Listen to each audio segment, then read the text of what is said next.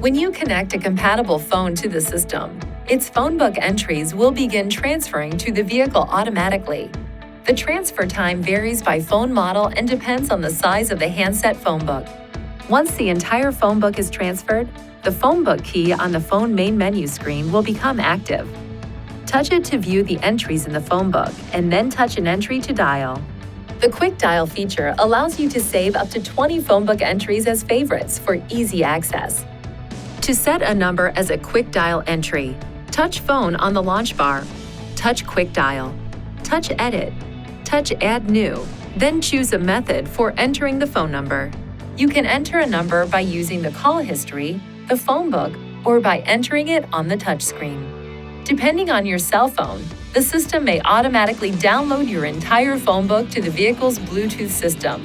If the Phonebook does not download automatically, the Phonebook can be manually downloaded. First, press the menu button. Touch Settings. Touch Phone. Phonebook. Then download entire Phonebook. The transfer procedure may vary depending on the cellular phone.